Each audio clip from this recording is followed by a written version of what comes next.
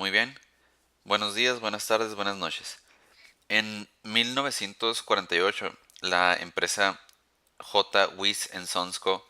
publicó un volumen en donde pues celebraban o hacían un recuento o una especie de conteo de las memorias de todos sus productos, ¿no? Que habían fabricado hasta aquel entonces, ¿no? Hasta la fecha. Aparte de que esto conmemoraba el centenario de su fundación en 1848. Y es aquí donde pues también ponen uno de sus objetos más relevantes, más preciados o por los cuales fueron mayormente conocidos. Sí, están o estaban fundados, realmente no sé si continúa existiendo esta compañía como tal, o si ya cambió de nombre o pasó a formar parte de otros, de otros negocios u otra compañía. Estaba fundada en Newark, Nueva Jersey, Estados Unidos. Sin embargo, no son la compañía que se le conoce por fabricar este objeto en serie con la mayor antigüedad. Eso le pertenece a Shang Xiaoquan en Hangzhou, China. Sí, estoy plenamente seguro que lo dije mal. Pero esa compañía está desde 1663. Sí, fue un tiempo en donde todavía estaba lo que es la dinastía Ming. ¿Sí? Entonces ese viene siendo como que ya una empresa consolidada que desde pues ya varios siglos viene fabricando este objeto. Pero ¿quién fue el primer inventor, el creador o la persona que salió con la primera idea o que resolvió esta primera necesidad? La verdad es que no se sabe a ciencia cierta.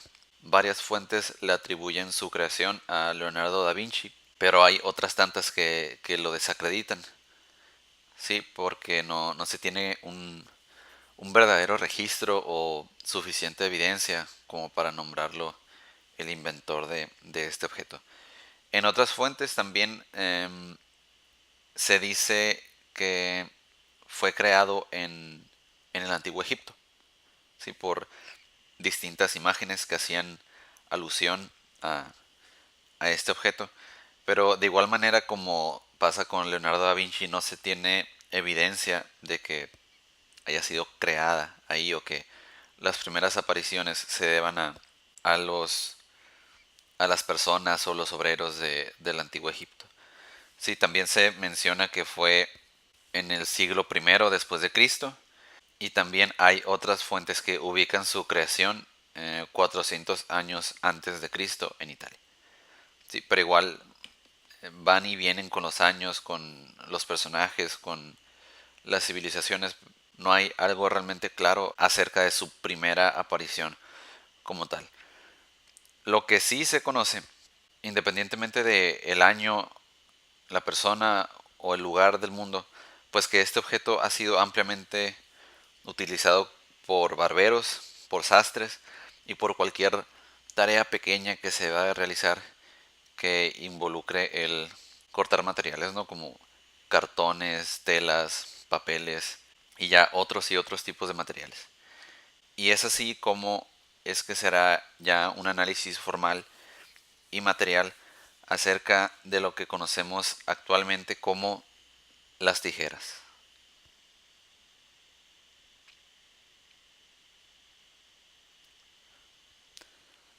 Muy bien. Su forma en un principio no es como la conocemos actualmente. ¿Sí? La tijera es este pues objeto de dos elementos que con el movimiento de la mano, la X que genera, se va cerrando y es así como generamos un corte sobre alguna superficie, sobre algún material. ¿Sí? Pero en un inicio no era de esta manera.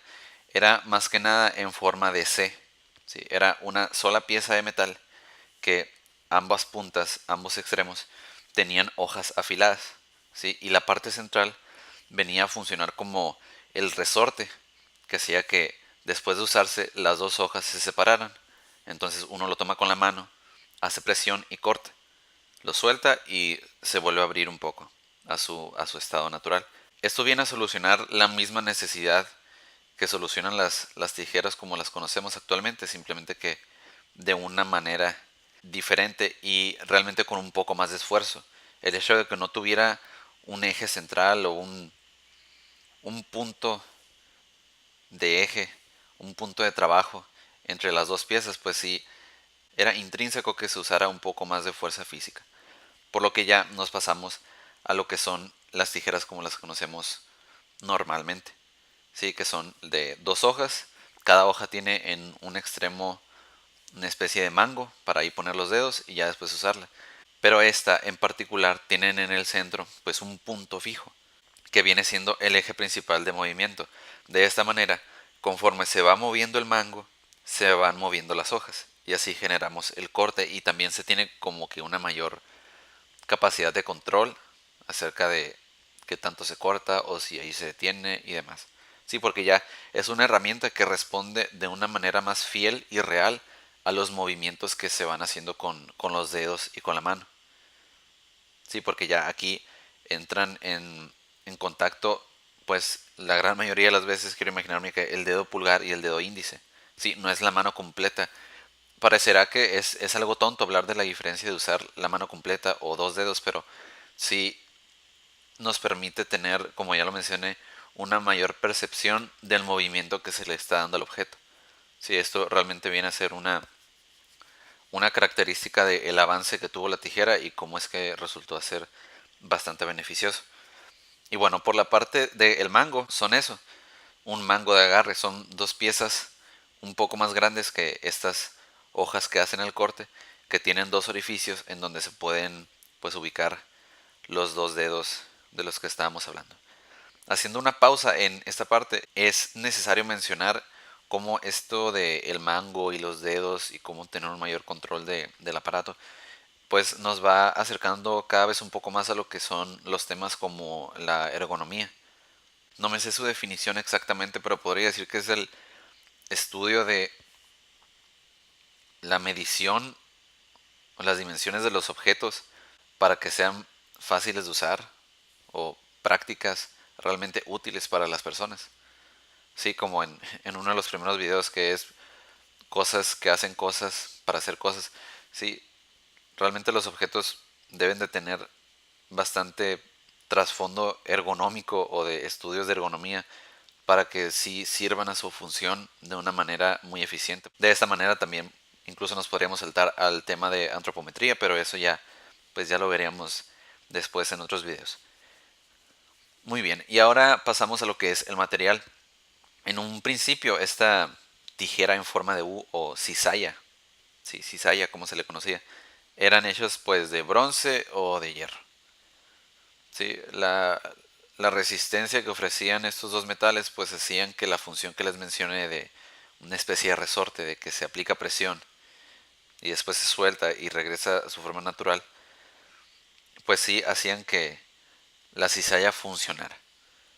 Sí, es algo que se debe mencionar. El material sí ayudó, tal vez, bueno, no sé, sabiéndolo o sin saberlo, sí ayudó a la función en general de este objeto.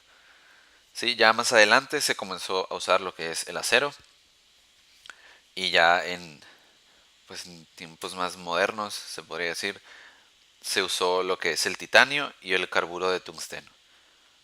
¿Sí? Metales con cualidades distintas y obviamente más resistentes que prolongaban la vida de la tijera. Y ya enfocándonos un poco en lo que es el mango, pues distintos tipos de plástico o hay tijeras que también tenían lo que es el mango del material de la hoja, metales o plásticos. No hay otros materiales que se hayan usado para sostener las tijeras. Y bueno, ¿cuál es la relevancia, la importancia o la trascendencia de las tijeras? Pues en realidad es bastante, porque este objeto nos permite hacer la simple y mundana, se podría decir, acción de cortar. Simplemente cortar. Es bastante lo que hace. No estoy queriendo eh, disminuir lo que es cortar, pero eso es lo que hace la tijera, cortar. Y se podrán preguntar, bueno, pues, ¿qué personas necesitan cortar cosas o en qué profesiones realmente es? imperativo que se corten cosas. Así como se puede decir, no, en ninguna realmente es necesario, se puede decir que en todas las profesiones y en todos los oficios, en algún punto va a ser necesario cortar algo. Sí, en cualquier lugar se va a necesitar cortar algún pedazo de papel, de tela, de cartón y demás. Entonces son como que de esos objetos que, bueno, pues no son tan importantes, no son de uso rudo, no son tan caros, etcétera, etcétera, etcétera. Pero después alguien necesita cortar algo y todo el mundo anda vuelto loco por unas tijeras. Sí, que en su gran mayoría siempre encuentran en algún cajón, en algún recoveco ahí oculto, hay un par de tijeras que sirven para cuando se les necesite. Y bueno, como lo he estado mencionando, las tijeras sirven para manualidades, para oficios, para uso profesional, para el hogar, para el kinder, para la primaria, para la secundaria, para la prepa, para la universidad, para maestría, me quiero imaginar. Incluso para doctorado, tal vez. Sí, es muy probable que sí. Sí, cubre una necesidad universal que es cortar. Sí, como ya lo mencioné acerca de oficios, profesional, hogar y prepa, carrera, maestría y todo ese tipo de cosas, no es específicamente aplicable para alguien o para algo o para alguna actividad, sino lo que quiero dar a entender es que en cualquier lugar se puede llegar a ofrecer unas tijeras. Sí, es ese, es ese tipo de necesidad la que se cubre, no la que está en el tope de las necesidades que se deben de atender, sino en la lista de necesidades que vamos a llegar a tener en algún punto u otro. Cortar algo. ¿Sí? Nos da a entender que desde un principio se tenía ese problema o se tenía ese algo que resolver. Se encontró la manera más sencilla, práctica o fácil de entender aquel entonces. El objeto se reprodujo. Y sí, como lo he explicado, su forma ha tenido alteraciones con el paso del tiempo y con la mejora de materiales y las mejoras tecnológicas. Pero el punto sigue siendo el mismo. ¿Sí? Simplemente mejoramos la forma del trabajo de las hojas o cómo es que las hojas se movían. Pero el punto y el modo de uso son el mismo. Entonces eso es algo que se debe de mencionar y dejar muy en claro porque es bastante importante. Y bueno, otro punto importante también es que tiene una amplia variedad de modelos. Sí, esto ya es dependiendo del enfoque. Hay tijeras que tienen marcados centímetros, pulgadas, de punta redonda para los niños o incluso también tijeras que las hojas son enteramente hechas de un plástico por el tema de la seguridad también. Entonces, sí es importante ver que así como mantiene sus bases, ha ido adaptándose a las distintas necesidades o incluso normas que se han ido implementando, volviéndolo un objeto bastante práctico y flexible. Por este video es todo, nos vemos luego.